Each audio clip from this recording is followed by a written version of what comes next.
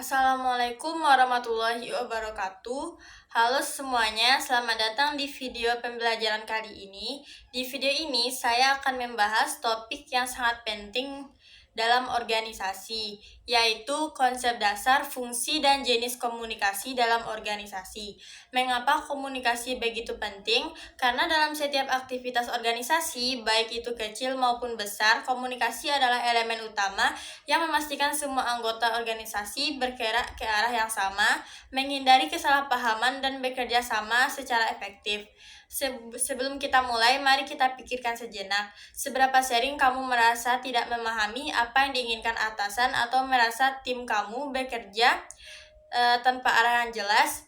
Jika kamu pernah mengalami itu, kemungkinan besar ada masalah dalam komunikasi.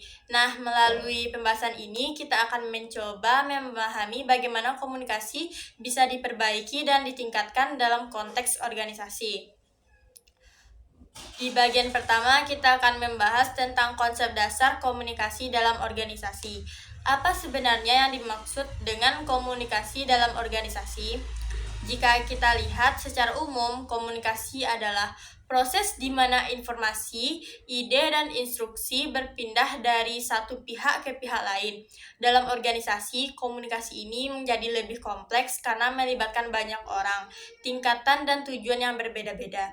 Coba kita pikirkan bersama. Dalam sebuah perusahaan, misalnya, apakah seorang direktur bisa langsung mengerjakan semua tugas sendirian? Tentu saja tidak. Ia harus bekerja sama dengan manajer, supervisor, dan karyawan untuk mencapai tujuan perusahaan. Tanpa komunikasi yang baik, direktur tidak akan bisa menyampaikan visi dan strategi perusahaan kepada bawahannya. Disinilah peran penting komunikasi. Sekarang mari kita lihat elemen-elemen kunci dalam proses komunikasi. Yang pertama ada pengirim atau sender. Ini adalah orang yang memulai komunikasi. Misalnya dalam sebuah rapat, seorang manajer akan memulai dengan menyampaikan pesan kepada timnya. Bayangkan jika manajer ini tidak bisa menjelaskan pesan dengan baik, apa yang akan terjadi? Tim mungkin akan kebingungan dan pekerjaan tidak berjalan sesuai rencana. Yang kedua ada pesan atau message. Ini adalah inti dari apa yang disampaikan, informasi atau instruksi yang ingin disampaikan pengirim. Pesan bisa beragam mulai dari instruksi kerja sederhana, perubahan kebijakan, hingga pengumuman strategis. Yang ketiga, saluran atau channel. Medium yang digunakan untuk menyampaikan pesan bisa melalui rapat lisan, email tertulis, atau bahkan media visual seperti presentasi PowerPoint. Pernahkah kamu mendapatkan email yang panjang dan membingungkan? Itu adalah contoh bagaimana saluran yang dipilih mungkin tidak cocok untuk pesan yang kompleks. Yang keempat, ada penerima atau receiver. Orang atau kelompok yang menerima pesan. Penting bagi penerima untuk benar-benar memahami pesan yang disampaikan. Terkadang penerima bisa salah memahami pesan, dan ini bisa menyebabkan kesalahan dalam pelaksanaan tugas. Yang kelima ada umpan balik atau feedback. Setelah pesan diterima, penerima memberikan respon balik atau umpan balik. Tanpa umpan balik, pengirim tidak akan tahu apakah pesannya dipahami dengan baik atau tidak. Bayangkan jika dalam sebuah rapat, seorang manajer memberikan instruksi tapi tidak mendapatkan umpan balik dari timnya. Manajer tersebut mungkin berpikir semua orang sudah mengerti, padahal tidak. Proses ini terlihat sederhana, tapi seringkali terjadi masalah dalam setiap tahapannya. Misalnya pesan yang tidak jelas, saluran komunikasi yang tidak tepat, atau penerima yang tidak memberikan umpan balik. Semua ini bisa menyebabkan kesalahan dan ketidakefektifan dalam organisasi. Selanjutnya kita lanjut ke bagian yang kedua, yaitu fungsi komunikasi dalam organisasi. Selanjutnya kita akan membahas tentang fungsi komunikasi dalam organisasi.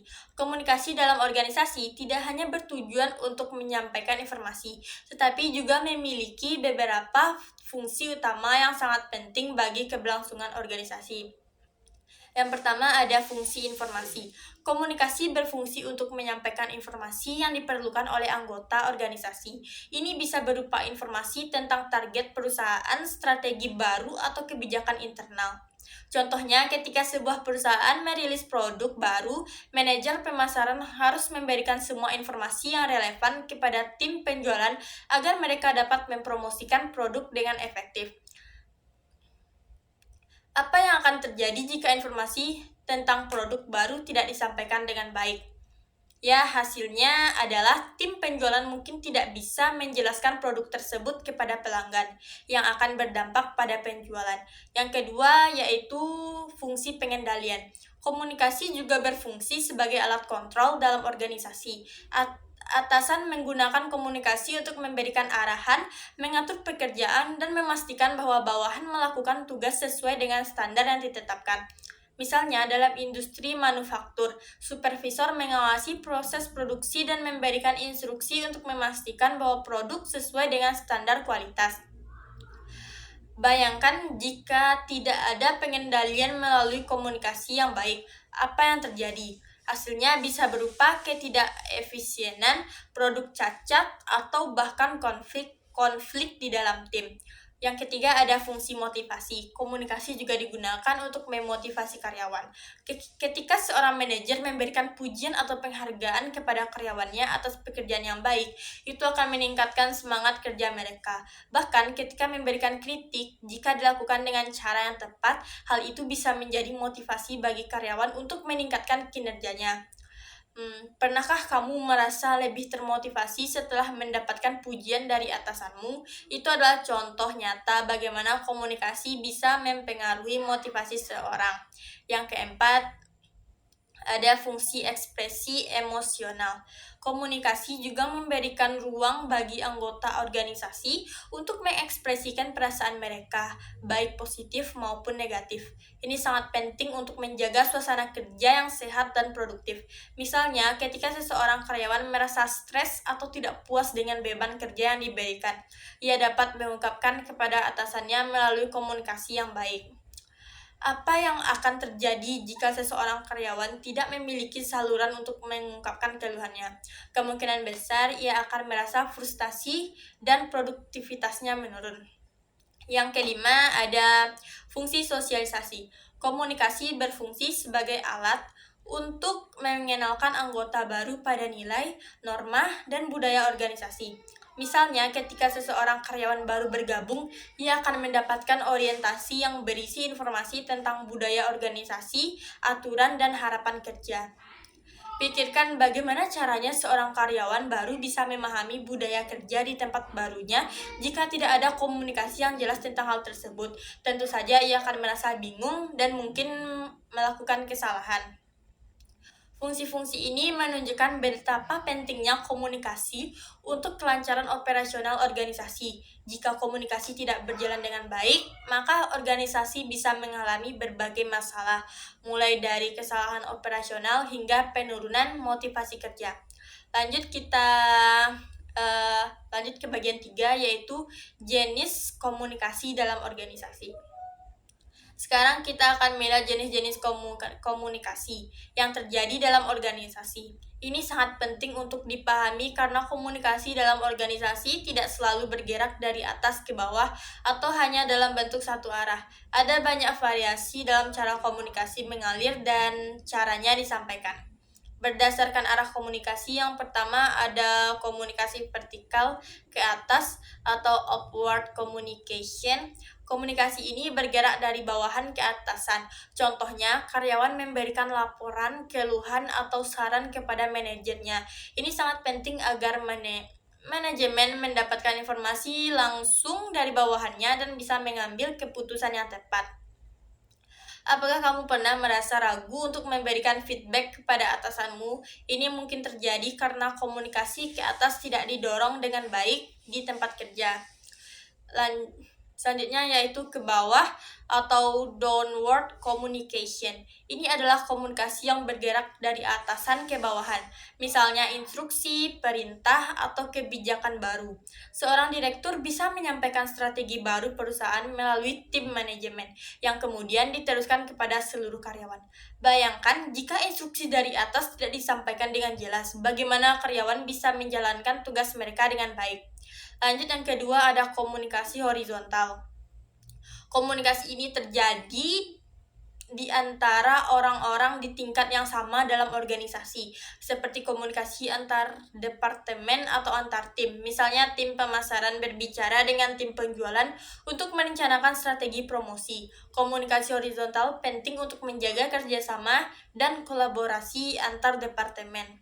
Yang ketiga adalah komunikasi diagonal. Komunikasi ini terjadi antara orang-orang di tingkat hierarki yang berbeda tetapi bukan dalam jalur langsung. Misalnya, seorang manajer pemasaran berbicara langsung dengan staf produksi untuk mempercepat pelaksanaan proyek tertentu. Ini sering digunakan dalam situasi yang membutuhkan penyelesaian cepat tanpa melalui rantai komando yang panjang. Berdasarkan saluran komunikasi, ada saluran komunikasi formal. Ini adalah komunikasi yang terstruktur melalui saluran resmi seperti rapat formal, memo, email resmi, laporan tertulis, dan lain sebagainya. Komunikasi formal biasanya digunakan untuk menyampaikan informasi penting, instruksi, atau kebijakan yang harus dipatuhi oleh semua anggota organisasi. Misalnya ketika seorang CEO mengumumkan perubahan strategi perusahaan melalui surat resmi. Ini adalah contoh komunikasi formal. Pernahkah kamu menghadiri rapat formal di mana informasi penting disampaikan? Bagaimana jika informasi itu tidak disampaikan melalui saluran resmi? Tentu saja akan ada risiko informasi tersebut diabaikan atau dilupakan. Yang kedua adalah komunikasi informal. Ini adalah komunikasi yang tidak terstruktur dan sering terjadi secara spontan. Contohnya adalah percakapan di ruang istirahat, diskusi di luar jam kerja, atau obrolan santai antara rekan kerja melalui pesan singkat. Meskipun informal, komunikasi ini memainkan peran penting dalam menjaga hubungan baik antar karyawan dan menyebarkan informasi dengan cepat. Bayangkan berapa kali kamu mendapatkan informasi penting dari obrolan santai dengan rekan kerja. Komunikasi informasi sering kali lebih cepat dan lebih jujur, meskipun tidak selalu dapat diandalkan sepenuhnya. Berdasarkan bentuk komunikasi, yang pertama ada komunikasi verbal. Komunikasi verbal melibatkan penggunaan kata-kata baik secara lisan maupun tertulis. Contoh komunikasi verbal adalah percakapan langsung, panggilan telepon, rapat, atau email. Komunikasi verbal sangat efektif karena memungkinkan penyampaian informasi yang jelas dan langsung secara umpan balik instan dari penerima. Apakah kamu pernah merasa tidak puas dengan email yang kamu terima karena tidak jelas? Ini menunjukkan pentingnya penggunaan kata-kata yang tepat dalam komunikasi verbal. Yang kedua, komunikasi nonverbal. Ini melibatkan isyarat seperti wajah, bahasa tubuh, nada suara, dan kontak mata. Komunikasi nonverbal seringkali melengkapi komunikasi verbal dan bisa memberikan sinyal emosional yang kuat. Misalnya, jika seorang mengatakan bahwa mereka setuju dengan suatu keputusan tetapi terlihat murung atau cemberut, pesan nonverbal tersebut mungkin menunjukkan bahwa mereka sebenarnya tidak setuju. Coba renungkan, pernahkah kamu berada dalam situasi di mana bahasa tubuh seseorang memberi pesan yang berbeda dari apa yang mereka katakan? Itu menunjukkan betapa kuatnya pengaruh komunikasi nonverbal. Lanjut ke pembahasan yang keempat, yaitu pentingnya komunikasi efektif dalam organisasi. Setelah memahami konsep, fungsi, dan jenis komunikasi, kita akan membahas pentingnya komunikasi efektif dalam organisasi. Komunikasi yang efektif adalah kunci utama untuk mencapai tujuan organisasi dan menjaga hubungan yang sehat antara anggota tim. Bayangkan sebuah organisasi tanpa komunikasi yang efektif, kesalahpahaman akan sering terjadi, konflik antar karyawan meningkat, dan produktivitas menurun. Sebaliknya, komunikasi yang baik akan meningkatkan kerjasama, membangun kepercayaan, dan membuat alur kerja lebih lancar. Mengapa komunikasi efektif sangat penting? Yang pertama yaitu menghindari kesalahpahaman. Dalam organisasi, terutama yang besar, sering terjadi bahwa pesan tidak diterima sebagaimana mestinya. Misalnya dalam sebuah proyek, jika komunikasi antara tim proyek tidak jelas, hal ini dapat menyebabkan pekerjaan yang tidak sesuai dengan ekspektasi. Pernahkah kamu mendapatkan instruksi yang ambigu dari atasanmu? Jika iya, kamu pasti tahu betapa pentingnya komunikasi yang jelas. Yang kedua yaitu membangun kepercayaan. Komunikasi yang efektif membantu membangun kepercayaan antara anggota tim dan anggota karyawan dengan manajemen. Ketika karyawan merasa bahwa mereka dapat berbicara terbuka kepada manajemen dan pendapat mereka didengarkan, mereka akan merasa lebih dihargai dan termotivasi untuk bekerja lebih baik. Bayangkan jika komunikasi antara manajemen dan karyawan buruk, apa yang akan terjadi? Rasa tidak percaya akan tumbuh dan ini bisa merusak budaya kerja. Yang ketiga yaitu memfasilitasi kerjasama. Dalam proyek yang melibatkan berbagai tim atau departemen, kerjasama yang baik hanya dapat tercapai melalui komunikasi yang baik. Jika tim pemasaran dan penjualan tidak berkomunikasi dengan baik, misalnya kampanye pemasaran mungkin tidak akan sejalan dengan kebutuhan tim penjualan. Pikirkan, bagaimana kamu bisa bekerja sama dengan tim lain jika komunikasi tidak berjalan lancar. Yang keempat yaitu meningkatkan produktivitas.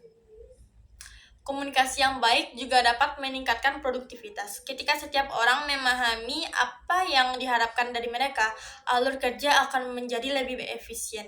Karyawan tidak akan membuang waktu untuk menanyakan hal-hal yang tidak jelas atau melakukan pekerjaan yang salah.